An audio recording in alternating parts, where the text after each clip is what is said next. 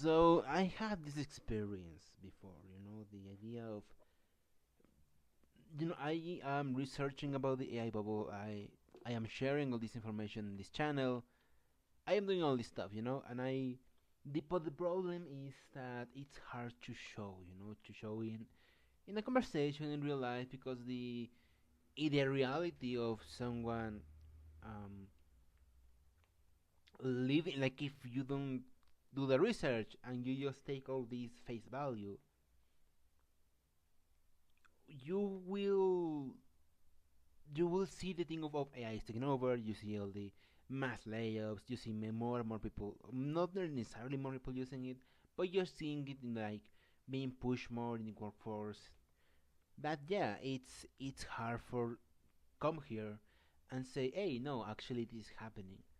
I remember well. I was in the college. I was talking with some friends, and then this um, director of the careers, one of the careers, we are talking about stuff, and then the topic about OpenAI ChatGPT came out, and I tried, and this was before the bubble, this was before we knew about the bubble, this was like a few years in,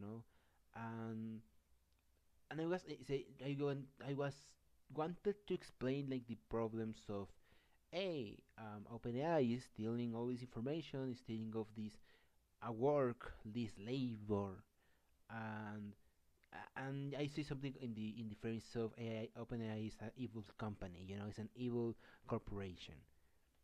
And the problem is that I didn't have nothing truly to argue about that, and I saw like the director seeing me like if I was crazy, in like saying like yeah, it's the same, like this happened already, like it's just the same as this is other thing.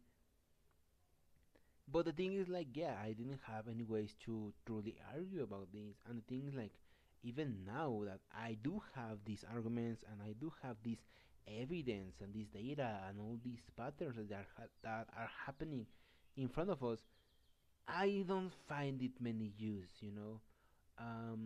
a few days ago, I think was since Saturday, I went to visit my grandma with my uncle and whatever. And my uncle, like in a brief moment, he talked about AI and people not no longer in the future, like the having a job will be harder. All that stuff. Like he said briefly, and then we move away of the conversation. And thing about that is, well, see, he said that, and me back in my head, I was saying like, no, this is a bubble. Like, let's see what happens. But this is a bubble. I don't personally think the whole AI taking over stuff will happen. Toco madera, but yeah. But the problem is like, imagine like in my head, imagine giving all this explanation because basically you will have to give a little presentation, basically explaining all the points, explaining why, for example, one of the videos I made, the one of AI getting dumber but more expensive, that I might do a follow through because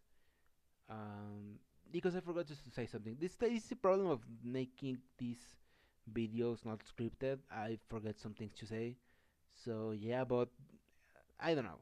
Um, the point is, the point is like if I wanted maybe that's my fault, like being a bad communicator, but the fact that it's hard to explain all this without like giving a full presentation, or saying all this data, or saying like, oh, you can check this, you can check that, you can whatever, when like you talk you when you talk in a on format chat, I don't know, without chat with your family, like a chill chat, you really don't expect them to follow through with articles and whether it's not a debate, But still, like even from one side, I feel it a little bit ridiculous to be talking about this specifically because in my head I say, well, what happens if they don't agree? What happens if they don't? They say no, it's false because AI is taking over or whatever. say, well, you see the data, whatever. Honestly, I think it's like I wouldn't say it's like a a, a fight without a point. I guess I don't know how to say it, but the point is like I do feel personally, I do feel it a little bit um I wouldn't say pointless, but a little bit well, yeah, well, without a point, well, pointless, like whatever. So personally, like how I talk about this in personally in real life is that I don't. I just inform myself. I see what's happening out there. That's why I made this channel to share that information because I want to scream this to someone. Like genuinely, I was talking with one of my um, how do you say it? Like the school council, I guess, in giving a presentation of what's happening with AI. But things like I honestly chicken out because I didn't want to do it. But the problem is like, yeah, that's why I'm making it. Like actually, that's why I'm making this channel. You know, to explain the bubble, to give all information that's happening right now. Because like, yeah, it's moving so fast, everything, and we are seeing so many aspects. Because there's a million ways to talk about this. You know, we can talk about the labor market. We talk about the future. We talk about how this is related with fascism, the data centers, the mental health, the future. Like there is another conversation about how this is going to affect the alpha generation. You know, the children that are right now in middle school or in wherever, and like children, and this is going to affect them in how they develop their mentally and how like the literacy rates are going down, and many people, many children straight up don't know how to read, and this is going to become a really big problem. And the problem is many countries they rather spend in short term money, in short term investment, in short term returns, artificial, funny enough, short term solutions or profit, I guess, with AI than actually think about it in a second and say, hey, maybe by investing so much in these things, in this imaginary thing, in this imaginary product, maybe, you know, we are going to lose the investment in the future children, like the children of the elite, of the 1%, in those super duper fancy schools. They don't use ChatGPT. It's forbidden to for these sons of elites to use ChatGPT, and then, even to have phones, but in the rest of the world, like straight up, there are many college and schools having partnerships with, for example, Google, for to force them to use Gemini in the classes. And that point is, well, why would I study for the exam if you want me to use ChatGPT for my work, for my exams, for studying? And then we can go to other parts, for example, the creative field, the white collars, the fact that Wall Street right now are thinking that there's going to be a permanent lower class because of AI, because in their heads they will never have a raise, they will never, and they in us never have a raise, never have anything. That's what Wall Street is thinking right now. So there's many ways. Um, and we can also talk about the training, the data, how they are actually failing, how all these, the comparison with history, with other history events, all this stuff. And my point is, it's so complex of a topic that honestly, if you wanted to bring all the bubble stuff into a conversation, you will need a 2 hour lecture, and that's why I personally, like, part of my, I genuinely set myself some rules about this, how I approach the AI bubble stuff. One of them is I never talk about this. I never bring that topic to anybody. I don't bring that topic with friends or with family, even if they sometimes they bring that up, and I just stay quiet because I really don't want to talk about that. I only talk it when um when someone asked me to. Like there's this time I was talking about with this friend of mine, and I was kind of annoyed because my college made its own chatbot, and like I was seeing the presentation of how they were using it to new students and say, hey, ask it about the future um of trends in this career. And things like, yeah, it doesn't, like, it's not a fucking genie in the lamp, like it doesn't fucking sorry, it doesn't know the future, it does not know anything. And I was mad. And these friends say me like, oh yeah, it's kind of silly because we have this. And then I explain about the bubble, and they say, oh yeah, I believe you. But that conversation was like 5 minutes of myself just yapping about clankers. So yeah, like that's on the few times. Sometimes with my sister I also talk about this, but this is the few times I openly in real life talk about the AI bubble. But in other, specifically with my family, I don't really want to talk about this. Like I don't want to talk about this with my dad or with my mom or with my uncles or whatever, because I think it's a tiresome conversation. Like tiresome in the part of, yeah, like I say, it has to be like a 2 hour lecture of why this is a bubble and why AI ain't shit. Ain't shit.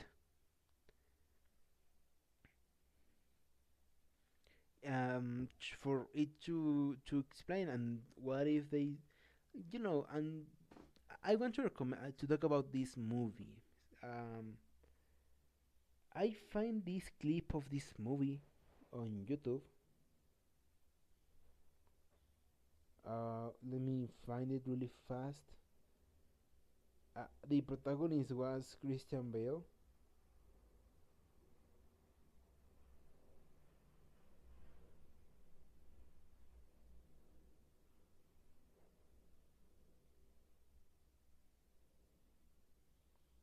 I'm looking for the movie. Wait that a little bit.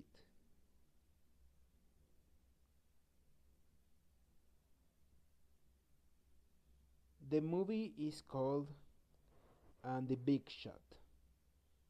It was directed by Adam McKay. The protagonists are Steve Carell, Christian Bale, Ryan Gosling, and Chris Pratt. I haven't watched the movie. I really want to, but part of that movie, is the is about the financial crisis of 2008. The movie is about these men, specifically, like the short I saw in YouTube was the character of Christian Bale in an office, discovering that, oh, this is a bubble, this is going to destroy the economy. Let's find a way to make money through that. And that movie, I would really want to watch the movie. I recommend you to watch the movie because that's a good example of how bubbles work.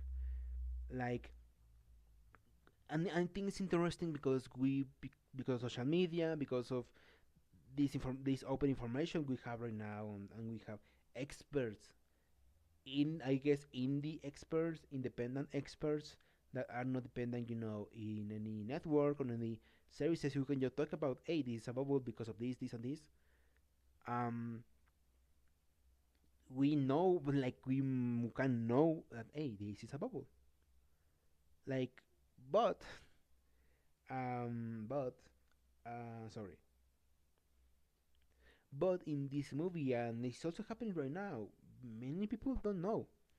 Many people don't know. Like part of that movie is discovering that, hey, this is a bubble. This is going to burst soon, and this is going to destroy everything. But we can make money through that. We can make money from that, and that's exactly what's happening right now. A good example I will give is the shoe company situation that happened recently. That it was a shoe company, but they fired all their employees, and now they are an AI company, and now they went into bankruptcy, and now they have a lot of money from day to night, overnight, sorry, because they now are an AI company. This is a clear example of a bubble. This exact thing happened with the dot com bubble, exactly. Anyway, so the point, what I'm going through is talking about all these. You are going to be to sound like these people in that movie. Like, yeah, you discovered, you can prove, but you are going to sound crazy because in reality, in the short term, I guess, in the immediate present, AI is everywhere. We have phones that are phones and TV screens and computers that the whole bit and their whole gimmick is that they are an AI computer, an AI screen. Um, we have many companies, the biggest companies in the planet, pushing for AI. We are seeing more countries trying to get into AI.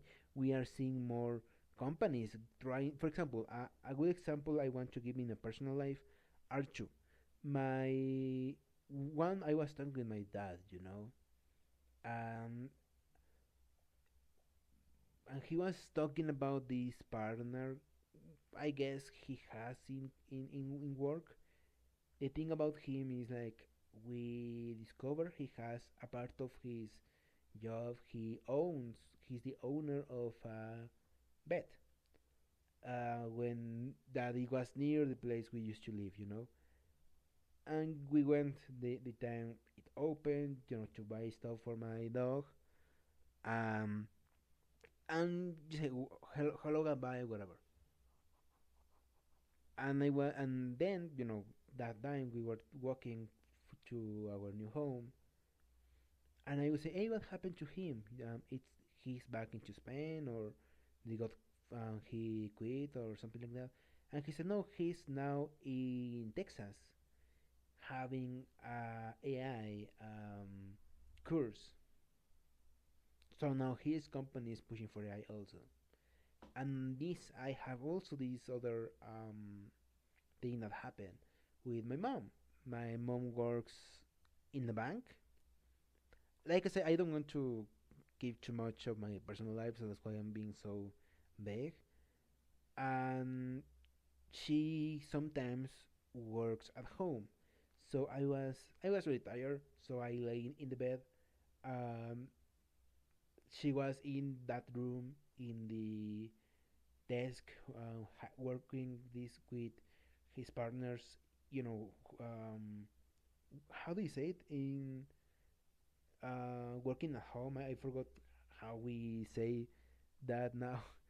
And she was saying, "Oh, we need a presentation, but we are like 15 minutes left." And one of his partners say, "Hey, use AI to make the presentation." And she use AI, Gemini, um, because Google has like this PowerPoint like program inside of the browser. So she uses, "Oh, it's so good, whatever." I was just hearing about that and say, "Hey, that's like uh, like that. Essentially, it's like a preset of a PowerPoint presentation." So yeah, this is nothing new. And the funny thing is, like, they were studying the presentation and rehearsing the presentation because they had to um they had to show it to their boss. And the funny part is, like, they were reading the presentation and say, "Oh, this is bad. Oh, this is bad. Oh, it make a mistake. Oh, this is a bad data. Oh, this like a bad topic. Oh, this like all the presentation was wrong." They had to, yeah, they have the look of like the look of the presentation, like I am saying, is still like like those, I know, plantillas. These you can have in presentation in PowerPoint, but all the information was wrong. And they gave it in the presentation, like the information. Doesn't matter. But the point is, like, yeah, it's it's tiresome, honestly. And also, like, it's hard. Like, if it's hard to just show the if these two, for example, the internet. Like when I used to have Twitter, it was hard. It was because some people are set into something, and some other people are leaning into what they're seeing in their immediate present. So me coming here and saying, "Oh, this is actually wrong," yeah, they're going to call me crazy, even though I have the information, I have the data, I have these all these quotes from also these people that are pushing for the bubble, like the Microsoft CEO saying in front of the Economic Work Forum, for this to not be a bubble, we have to find a good use. I'm like, dude, brother, what do you mean find a use? You're wasting billions of dollars into this. Is it or is it not has a use? Because you are just a meeting, it doesn't. Anyways, like my point is like, yeah, it's hard to explain. That's why I rather don't. In real life at least. Because in the end of the day, like when it happens, it's going to happen. You know, if slash when or ChatGPT, for example, shuts down, they are going to say, "Hey, why did ChatGPT shut down?" Shut down, and they all are going to go into these YouTube videos and to all this information, wondering why this happened, and then I will be there to explain it. But in the meantime, like part of that also is my fucking mental health. Like I really hate everything that's happening right now, and I don't want to spread that. I wouldn't say misinformation, but that feeling of hope. Like I don't want to be nihilist. I truly don't want to be nihilistic. You know. Anyways, like bye bye. I hope everything is good for you. Goodbye. Adios. Tamo. Bye.